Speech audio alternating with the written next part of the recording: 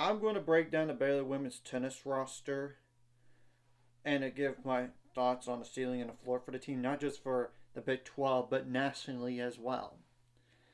And I'm only going over this now because the preseason poll for women's tennis was released and Baylor was picked second. I think that's totally fair. I really do. Now, how many seniors do they have? They do have four of those, and Sierra Berry, Brooke Thompson, Christina Tinglia, and Luba Koskenko that were, and I apologize for looking at it because I cannot memorize all this stuff. There's obviously two juniors and Candy Gibbs and Lauren Littell.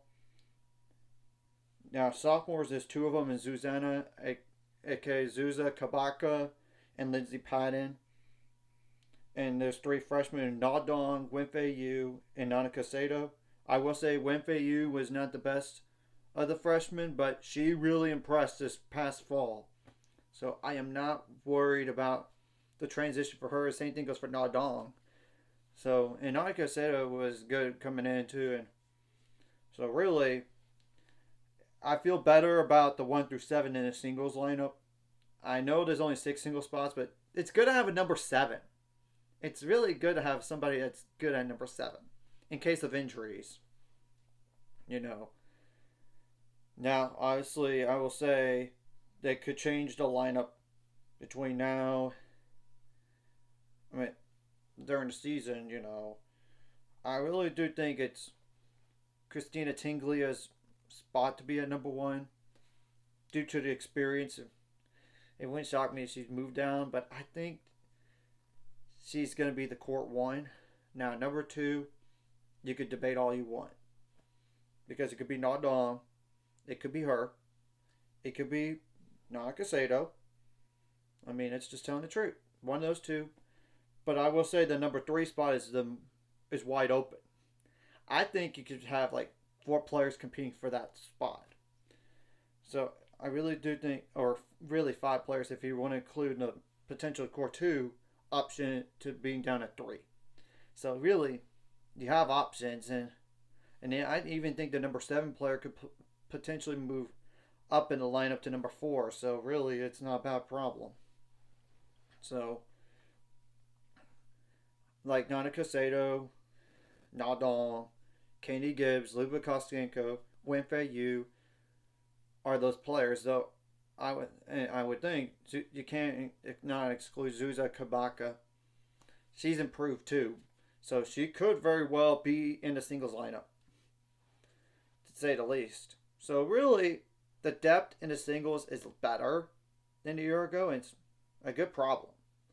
Now, obviously, after Zuza, I would say it's Sierra Berry, Lauren Littell, Brooke Thompson, and Lindsay Patton. Though Lauren and Brooke, you could switch the order if you want to. But point being, those are the bottom 3. Now, doubles wise, it's a crapshoot. I think Christina and Luba should be the number 1 doubles, but 2 and 3, anybody's guess. I mean, but I cannot think of a reason why not to include Sierra Berry in at least the doubles lineup. She's more of a doubles player up to this point, and she's good in doubles.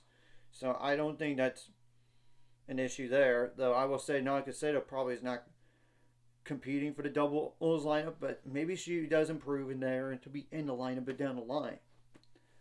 Now I do think you cannot exclude Zuza Kabaka. You cannot, in my opinion. Same thing goes for Kennedy Gibbs. So really, it's the question of Nandong and Winfei Yu. Or really, so it's a good problem to have, honestly. And they're gonna probably mix and match throughout the year. So that's my thoughts on the doubles. I'll say those two, Christina and Luba, then Candy, no, Winfrey, you, Zuza, and Ciara. Yep, that's probably the more probable. It's some type of combination of that. Besides the Zuza, besides the Christina and Luba doubles team, unless they want to split those apart, of course. They could technically do that. Now, the Big 12 wise, I think best they could do is second.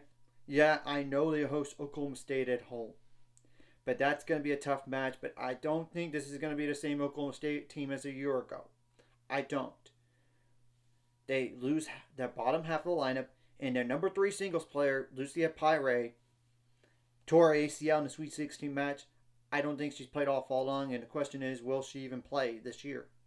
And even if she does, is it just doubles, or is it going to be like singles too? I mean, or is she even going to redshirt? But I do know they got Kylie Collins coming in, who was at Texas for 2 years, LSU for the last 2, but last year she did not play because of injury. So, there's still going to be a tough out at the top half of the lineup, but I do think we are more equipped with them better than a year ago. And the good news is there's no Texas. Thank goodness for that. And same thing goes for Oklahoma.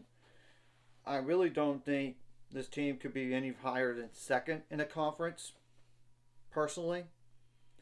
But maybe they could prove me wrong with beating Oklahoma State and then beating all the other teams on their schedule. They do not play every single conference opponent. They don't.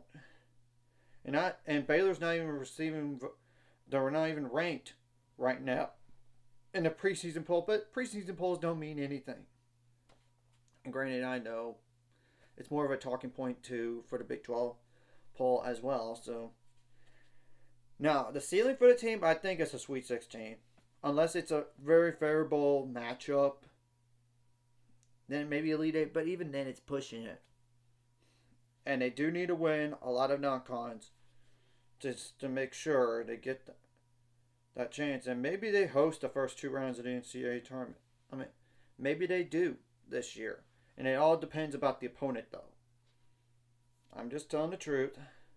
But I will say 2nd through 4th is going to be really competitive with UCF and Arizona State as well. And honestly, we do not want to lose to TCU again like we did last year. We don't play BYU in the Big 12 slate this year, but we play them at the ITA kickoff weekend where we are going to Austin, Texas. So we do play UCF on the road, though. That's interesting. Same thing goes for Arizona State, but we get Texas Tech at home. I mean, that's good news there. It's just, and honestly, some of those matches like that are not losses against. I mean, were losses against not teams named Texas and Oklahoma. We gotta beat this year. Maybe Oklahoma State's the only outlier, maybe, but even then, I think second is probably the best they could do in the Big 12 and Sweet 16. And even then, it all depends about matchups in the round of 32. Now, the floor. In terms of the Big 12, I cannot see a scenario where they fall below 6th. I don't. I think it's more like 5th. Unless they really somehow lose multiple matches and BYU wins more, like potentially like a little bit more to be like 6th in the conference, and it would be 7th. So I don't think that's going to happen. I do not see this team missing the NCAA tournament. I do not see that happening. Now, worst case scenario in the NCAA tournament is like around a 64/32. It's all about the matchups, and hopefully we do improve enough that we could host potentially the first 2 rounds. But that does require you got to win all your bigger matches in the non-con. And obviously, if you would beat a team like Oklahoma State and win all the rest, you have a better chance to be in that situation. So, we're going to have to wait and see what happens. And I know the first match is January 19th, but I want to just get this out of the way here. So, anyways, if you like this content, hit the like and subscribe button. See you guys later on the road to 7 subscribers. Coach ultimate goal is $1,000 more, some money up to the scores. Like video, comment video really helps YouTube algorithms. More people see it. Sharing the video does help as well, so more people could watch. And if you're watching and not subscribe, hit subscribe button, ring the notification bell as well.